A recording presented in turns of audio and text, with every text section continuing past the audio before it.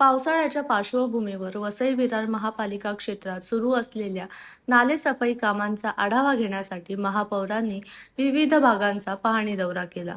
शहरात मोठ्या प्रमाणात नालेसफाईची कामे सुरू असून केवळ पावसाळ्यापूर्वीच नव्हे तर वर्षभर नियमित साफसफाई होणे आवश्यक असल्याचे यावेळी सांगण्यात आले.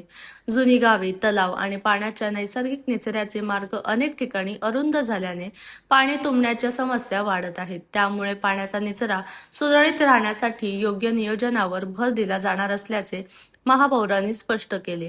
तसेच नाले, जलमार्ग आणि अडथळ्यांची पाहणी करत प्रशासनाला आवश्यक सूचना देण्यात आल्या. बघा, नालेसफाईचं काम मोठ्या प्रमाणामध्ये चालू आहे आणि मला वाटते आम्ही आल्या हे सांगितलेलं आहे का नालेसफाई फक्त पावसाळ्यामध्ये करायची नाही, तर 12ही महिने नालेसफाई ही झाली पाहिजे.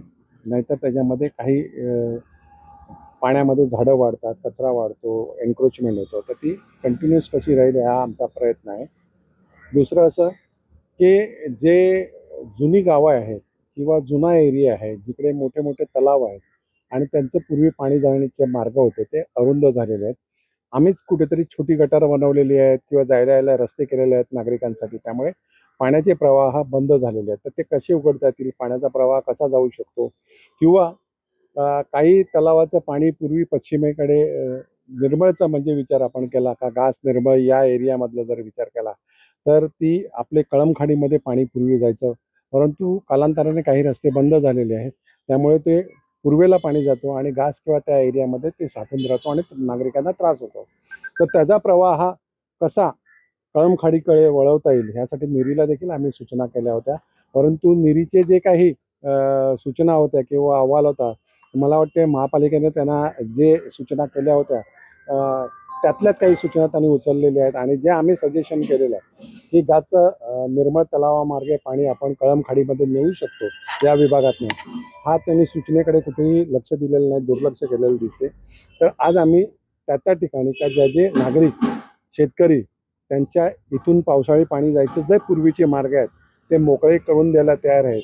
तर त्यांच्याशी आम्ही बोलून कसं पाणी बाहेर काढता येईल याचा प्रयत्न करतो. काही शेतकऱ्यांच्या जागा येतात पूर्वी पावसाळी पाणी जायचं, परंतु आता त्यांनी तिकडे भरणी केलेली आहे किंवा तिकडे थोडं छोटं मोठं बांधकाम केलेलं आहे. तर त्यांना विनंती करून ते दूर कसं करता येईल हे पाणी आम्ही करत आहोत आणि बरेचसे जण त्याच्यामध्ये सहकार्य करायला तयार आहेत. वसई विरारमध्ये एकूण असे महत्त्वाचे नाले किती आहेत, त्यांचं सेंटर पॉईंट कुठं आहे आणि पाण्याचा निचरा कुठल्या मार्गाने होतो यासाठी आपल्याकडे काय उपाय होतो? बघा, पूर्व पश्चिम यामध्ये दक्षिण उत्तर असलेली रेल्वे पश्चिम रेल्वे आणि ती पश्चिम रेल्वे कुठेतरी पाणी पूर्व पश्चिम जाण्याचं अडवण्याचं काम ती करत असते आणि तत्कालीन रेल्वे प्रशासनाने ब्रिटिशकालीन काही उघड्या ठेवल्या होत्या, परंतु कालांतराने नवीन रेल्वे झाली, जसं दिवा रेल्वे झाली, बुलेट ट्रेन झाली, DFCC झाली, त्यानंतर काही रस्ते झाले प्रमुख, त्यामुळे त्याच्यामध्ये अडचणी निर्माण झालेल्या आहेत आणि तो पाणी समुद्राला जावा आणि पूर्वी जात असताना काही पाणी असं सोपाराचा काही पाणी होता जो पूर्वेकडनं पश्चिमेला यायचा, पश्चिमेकडनं घासवरनं सनसिटीवरनं परत पूर्वेला जात होता आतोळा खाडीतनं आणि तो नायगाव मार्गे खाडीला जातो आणि खाडी मार्गे समुद्राला येतो. परंतु एवढा वळसा घालून पाणी जाण्यापेक्षा तो जर कळमखाडीमध्ये जर जाऊ शकत असेल तर तो प्रयत्न आम्ही करतो. त्याच्यात ते मार्ग शोधतोय आम्ही. जे स्थानिक लोक आहेत, जुने लोक आहेत, त्यांनी काही मार्ग आम्हाला दाखवलेले आहेत. स्थानिक शेतकरी देखील आम्हाला सहकार्य करतात.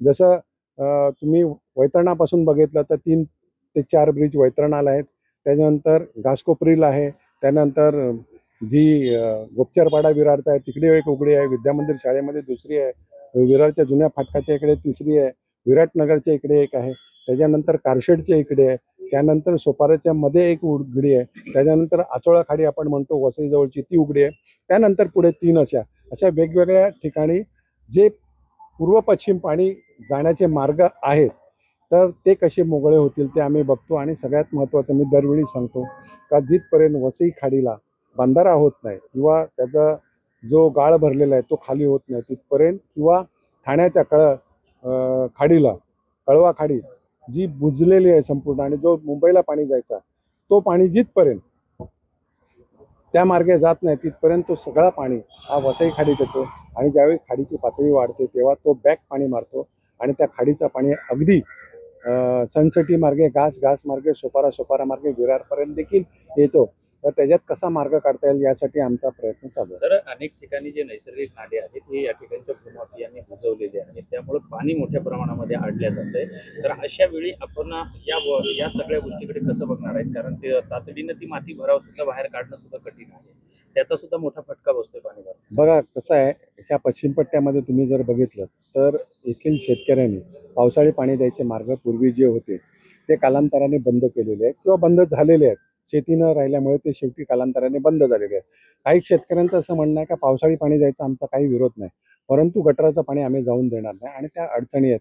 तर त्याच्यामध्ये त्यांच्या सहकार्याने जर बंदिस्त नाले किंवा गटारं जर झाली, नाले जर आमचे झाले तर निश्चित त्याच्यातनं पाण्याचा निचरा होईल आणि बरेचसे जण त्याच्यामध्ये सहकार्य यावर्षी किती करतात. नाले सफाई झालेली आहे आणि यावर्षीचं पाणी साचू शकतं का नाही सर? आतापर्यंत आम्ही फिरलो त्याप्रमाणे आणि प्रशासनाने जे आम्हाला रिपोर्टिंग केलं आहे ते 70 ते 80% नाल्याचं गाळ त्यांनी काढलेलं आहे. आता तो सुकल्यानंतर त्याची शिफ्टिंग करणं हा काही ठिकाणी बाकी आहे. त्याच्यासाठी आमचा पाठपुरावा चालू आहे. तसेच जिकडे मॅनग्रोव्ज आहेत, जिकडे टिवराची झाडं आहेत, तिकडे अडचण आलेले कायदेशीर, तर ते देखील कसं कायदेशीर दूर करता येईल याचा आमचा प्रयत्न आहे. खारल्यांबरोबर आमचं बरोबर बोलणं चालू आहे का जिकडे झडपा खराब झालेले आहेत, जिकडे खारल्यांचे बंधारे आहेत तिकडे, जसं सतपाळ्याला खारल्यांचा बंधारा आहे आणि त्यांनी त्याची खोली खालीवरती केलेली, त्याला देखील आम्ही सूचना केलेल्या आहेत जेणेकरून पाण्याचा निचरा योग्य होईल किंवा समुद्राचं खारं पाणी गोड्या पाण्यामध्ये मिक्स होणार नाही शेतीमध्ये, हे देखील प्रयत्न केला जातो. आणि आमचा एक प्रयत्न आहे का वसई किल्ल्यापासून ते हायवेच्या ब्रिजपर्यंत, घोडबंदर ब्रिजपर्यंत वसई हद्दीमध्ये जर बंधारा कम रोड झाला तर निश्चित जे खाडीचं पाणी आहे, वसई क्रीकचं पाणी आहे, उल्हास नदीचं पाणी आहे, ते वसई शहरामध्ये किंवा वसई तालुक्यामध्ये शिरणार नाही. हा आमचा प्रयत्न आहे. म्हणजे रस्ता देखील होईल, चौपाटी देखील होईल आणि आपलं पाणी जे खाडीचं आहे ते अडलं जाईल.